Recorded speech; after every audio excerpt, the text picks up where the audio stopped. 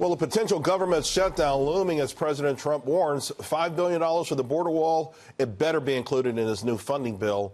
Now, a proposed Senate Homeland Security appropriation bill, it contains $1.6 billion for the wall, and the House version has $5 billion.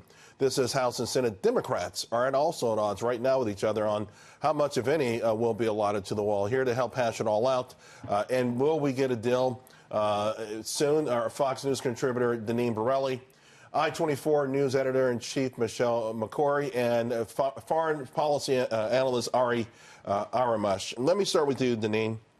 I think they may extend this a couple of weeks, but even with that, the President Trump seems to be playing hardball right here. And I thought it was ironic that there are reports out now about infighting amongst the Democrats over this whole thing. And Representative Cuellar, who to me was ready to make a deal if it included DACA, when President Trump put DACA on there. It seems if you pay attention, there's a potential for a deal, but a bigger deal than just the wall. It probably would have to include DACA. Yeah, well, first of all, I'm not surprised that Democrats, there's infighting that's going on because you have some that have strayed far to the left and they're just not on the same page.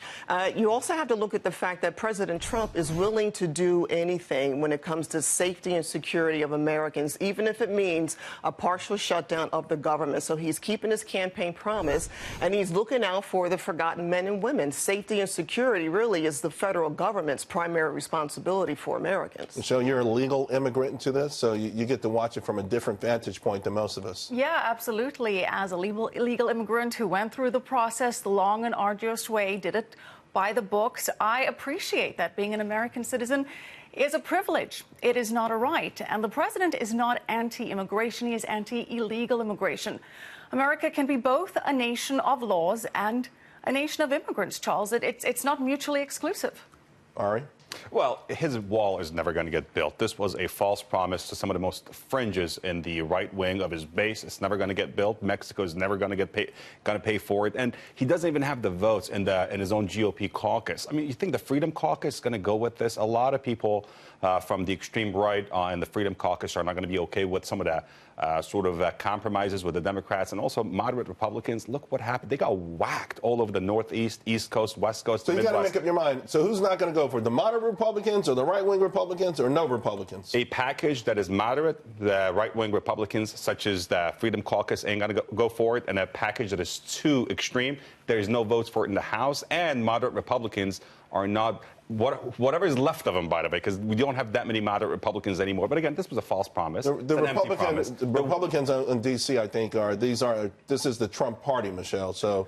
Well, let's speak about what Mexico is doing, because, Charles, we can all agree that prevention is better than cure, and we have a historic move by Mexico's President López Obrador today, signing an agreement with other Central American countries, with the President of Honduras, with the President of Guatemala, and with the Vice President of El Salvador, saying that they are going to come together to come up with a fund to stem the flow of migrants from these countries into the United States.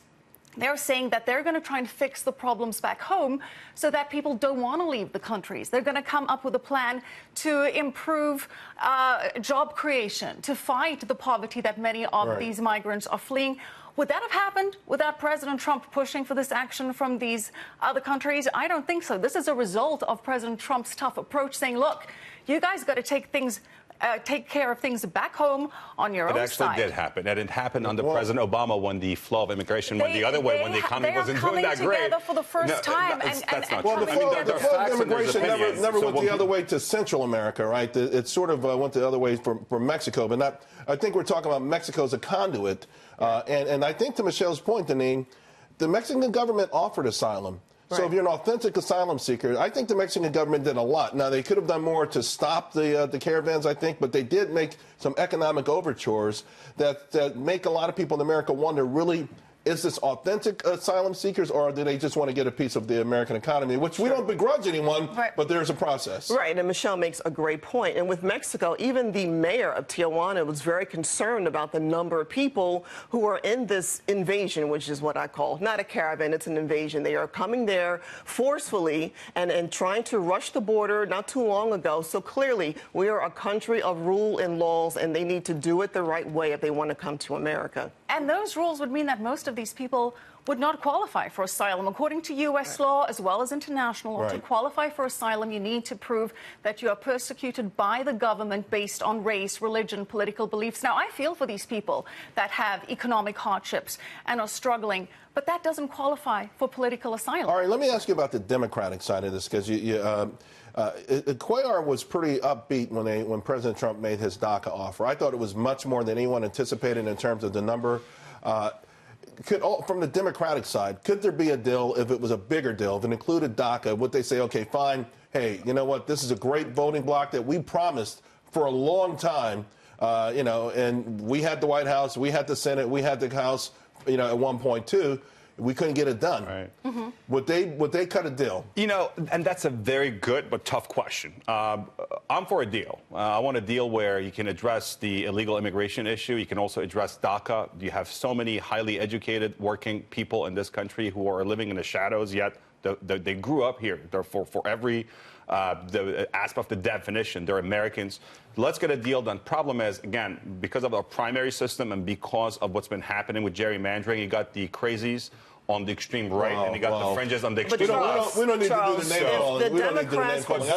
Both sides have the crazies. That's what I'm thinking. Both sides have the fringes. So do you want to deal? Everyone agrees it's a problem, though. Go ahead. Real quick, because I got the If wrap. Democrats were so concerned, they could have done something when President Obama was in office and he had control. And you have the three branches of the government and didn't do anything about it because you guys want to pander to your base. Which underscores how complex this can be. So thank you all very much, Janine, Michelle, and Ari.